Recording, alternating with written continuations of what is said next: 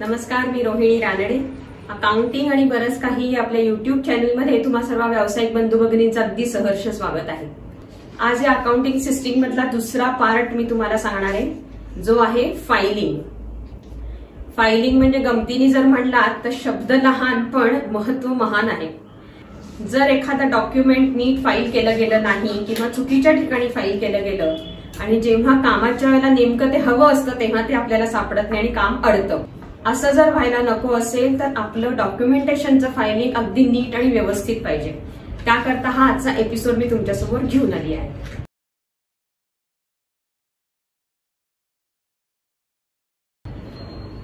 PEEP म्हणजेच place for everything and everything in its place.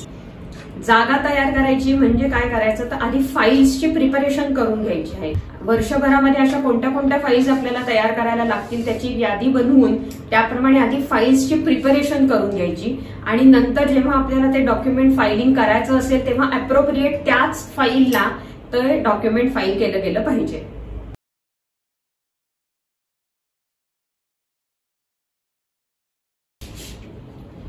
फायलिंगचे दोन प्रकार आहेत, फिजिकल फायलिंग आणि डिजिटल फायलिंग. फिजिकल फायलिंग म्हणजे आपल्या हातात हार्ड कॉपी असते आणि आपल्याला ती कुठल्या तरी फाईलला फायलिंग करून ठेवायची असते. डिजिटल फायलिंग म्हणजेच आपल्याकडे सॉफ्ट कॉपी असते. आपणच एखादं कोटेशन पाठवलेलं असतं, एखादी ऑर्डर सप्लायरला दिलेली असते किंवा एखाद्या ईमेलद्वारे एखादं डॉक्युमेंट आलेलं असतं. हे सगळं आपल्याला सॉफ्ट कॉपी म्हणजे आपल्या कॉम्प्युटरवरती सेव्ह करून ठेवायला लागतं, त्याला म्हणायचं digital filing. Preparation of filing या संदर्भात फिजिकल फायलिंग आणि डिजिटल फायलिंग या दोन्ही अगदी महत्वाच्या आहेत. फिजिकल फायलिंग मध्ये फाईल्स कशा बनवायच्या, अगदी साधी सोपी पद्धत म्हणजे आपण जे अकाउंटिंग सॉफ्टवेअर वापरतो त्या अकाउंटिंग सॉफ्टवेअरमध्ये आपण जी अकाउंटिंग वाउचर्स वापरतो त्या प्रत्येक वाउचरसाठी एक एक फाईल तयार करायची.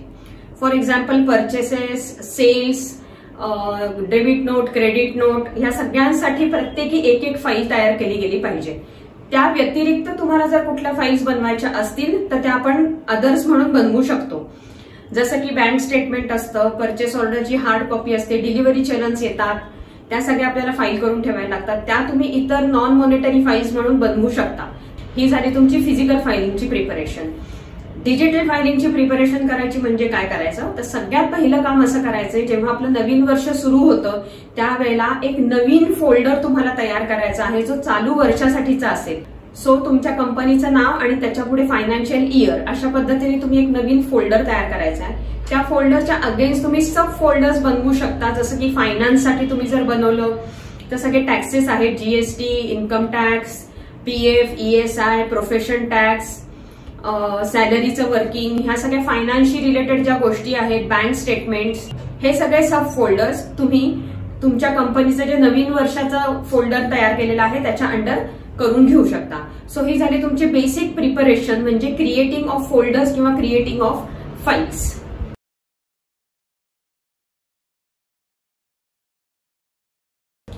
फाईल साईज कुठला सिलेक्ट करायचा. आपल्याकडे दोन प्रकारच्या फाईल्स असतात, बॉक्स फाईल आणि फ्लॅट ऑफिस फाईल. जर वर्षभरामध्ये तुमच्या एका फाईलमध्ये 150 पेक्षा जास्त डॉक्युमेंट्स फाईल होणार असतील तर तुम्ही बॉक्स फाईलला प्रेफरन्स द्या, अदरवाईज फ्लॅट फाईल चालेल.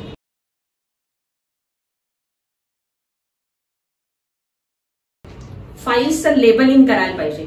आतापर्यंत आपण सगळी प्रिपरेशन काय करून घेतली, तर आपल्याला कोणत्या कोणत्या फाईल्स बनवायच्या आहेत त्याप्रमाणे आपण सिलेक्शन आधी केलं की बॉक्स फाईल कुठली असेल, फ्लॅट फाईल कुठली असेल.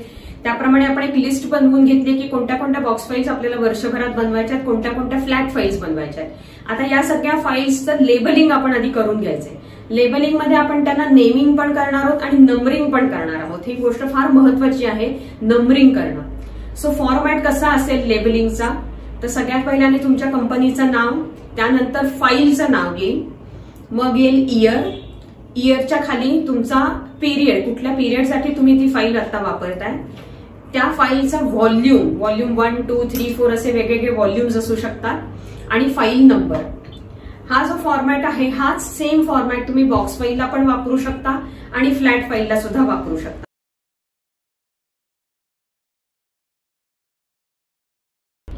एकदा आपली सगळी प्रिपरेशन करून झाली, सगळ्या बॉक्स फाईल्स रेडी आहेत, फ्लॅट फाईल्स रेडी आहेत, त्यांना लेबलिंग करून झालंय, आता येतं ऍक्च्युअल फायलिंग. ऍक्च्युअल फायलिंग करताना फिजिकल फायलिंग आणि डिजिटल फायलिंग मध्ये काय काय गोष्टी लक्षात ठेवायच्या ते मी सांगते. फिजिकल फायलिंग मध्ये 2 गोष्टी लक्षात ठेवायच्या आहेत. नंबर 1, तुम्ही ते डॉक्युमेंट आधी आयडेंटिफाय करा की ते कुठल्या प्रकारचं डॉक्युमेंट आहे आणि मगच त्याचं फायलिंग करा. जर तुम्हाला ते डॉक्युमेंट आयडेंटिफाय करता आलं नाही तर ते चुकीच्या ठिकाणी फाईल होण्याची शक्यता आहे. सो ते परचेसचं आहे का सर्व्हिसेस रेंडर झालेलं आहे, एक सारं एक्सपेंडिचर आहे, त्याप्रमाणे तुम्हाला ठरवायचं की त्याचं फायलिंग कुठल्या एक्झॅक्ट फाईलमध्ये करायचंय.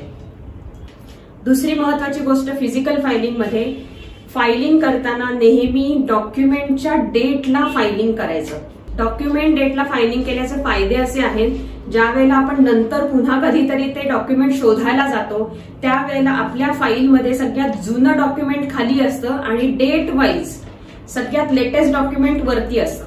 सो आपल्याला जर डेट माहिती असेल त्या डॉक्युमेंटची तर फाईलमध्ये सर्च करणं खूपच सोपं जातं.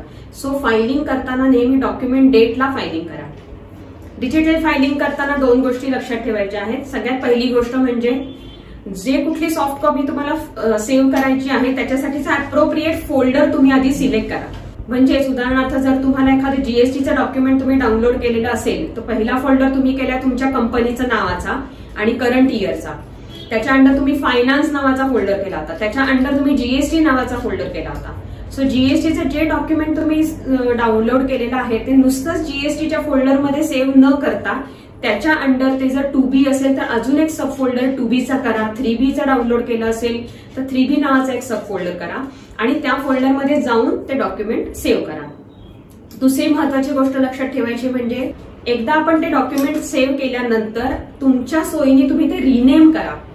रिनेम का करायचं, आत्ताच उदाहरण घेऊया. जीएसटीच्या साईटवरनं आपण जर 2B डाउनलोड केला तर एक खूप मोठं नाव तयार होतं आणि तसंच्या तसं जर आपण ते सेव्ह केलं तर ते अख्खच्या अख्खं त्या नावासकट सेव्ह करायला लागतो.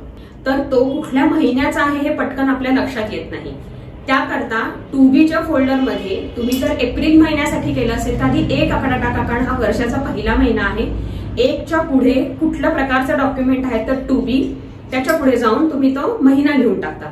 म्हणजेच 1.2B स्पेस एप्रिल 24 असं जर तुम्ही रिनेमिंग केलं तर तुम्हाला एकाच फोल्डरमध्ये 12ही महिन्यांचे जेव्हा 2B सेव्ह होतील तेव्हा एकाखाली एक सगळेच्या सगळे 2B दिसतील, कुठला मिस नाही झालेला तेही कळेल आणि 12च्या 12 डॉक्युमेंट इथे सेव्ह राहतील.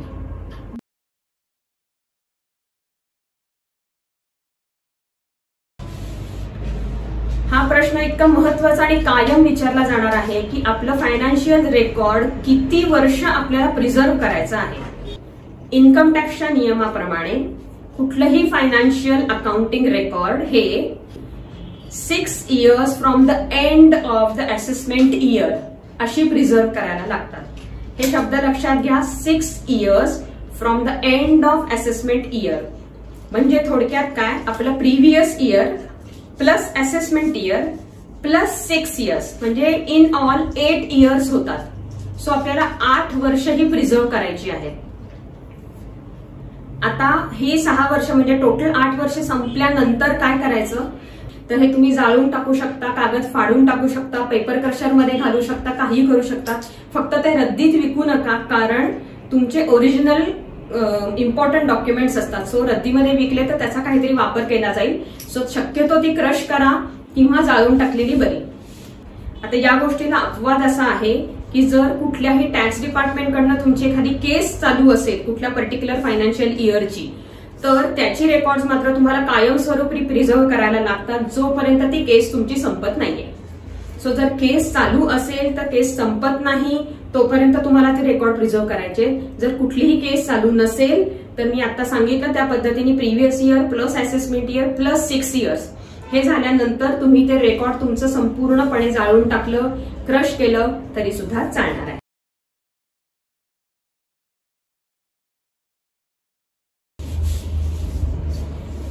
आपलं फायनान्शियल रेकॉर्ड प्रिझर्व्ह कसं करायचं, 8 वर्ष हे रेकॉर्ड आपल्याला ठेवायचं, तर हे आपण प्रिझर्व्ह कसं करायचं. टोटल फाईल्स किती आहेत त्या पर्टिक्युलर फायनान्शियल इयरच्या, ज्याची आपल्याला एक लिस्ट बनवायची. लिस्टमध्ये तुम्ही कसं बनवाल, आधी नेम ऑफ द फाईल असेल, त्यानंतर त्याचे व्हॉल्युम्स असतील, व्हॉल्युमच्या पुढे तुम्हाला त्याचा पिरियड लिहायचा आहे. अशा पद्धतीने आपल्या टोटल नंबर ऑफ फाईल्सची लिस्ट पाहिजे, त्याचे व्हॉल्युम्स पाहिजे अशी लिस्ट बनवून झाल्यानंतर शक्यतो प्लॅस्टिकच्या बॅग्स मध्ये या फाईल्स ठेवा. पुढचं 8 वर्ष जर तुम्हाला ते प्रिझर्व करायचं असेल तर त्याला कुठल्याही प्रकारचं हानी पोचता कामा नये. पाऊस पडला, पाणी लागलं, उंदरांनी कुरतडलं, वाळवी लागली, अशा कुठल्याही पद्धतीची कारणं चालणार नाहीत. त्यामुळे शक्यतो प्लॅस्टिकच्या पिशवीमध्ये तुम्ही हे सगळे ठेवा. त्या प्लॅस्टिकच्या पिशवीवरती लिस्ट लावून ठेवा की त्या पिशवीत काय काय आहे. अशा अनेक पिशव्या असल्या तरी चालणार आहे. सो तुम्हाला ह्या अशा पद्धतीने 8 वर्ष हे रेकॉर्ड प्रिझर्व करायचंय.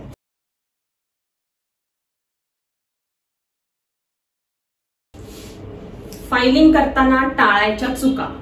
नंबर 1, कधीही लूज पेपर कुठल्याही फाईलमध्ये ठेवू नका. नंबर 2, सॉफ्ट कॉपी तुम्ही जेव्हा सेव्ह करता तेव्हा जनरली ती डाउनलोड्स या फोल्डरमध्ये सेव्ह होते, पण ती तिथून काढून तुमच्या अप्रोप्रिएट फोल्डरला सेव्ह करायचं विसरू नका.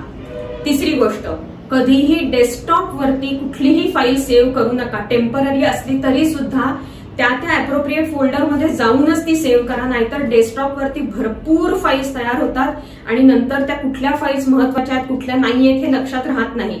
सो फाईल सेव्ह करतानाच ती कुठल्या अप्रोप्रिएट फोल्डरमध्ये गेली पाहिजे ते बघूनच ती फाईल सेव्ह करा.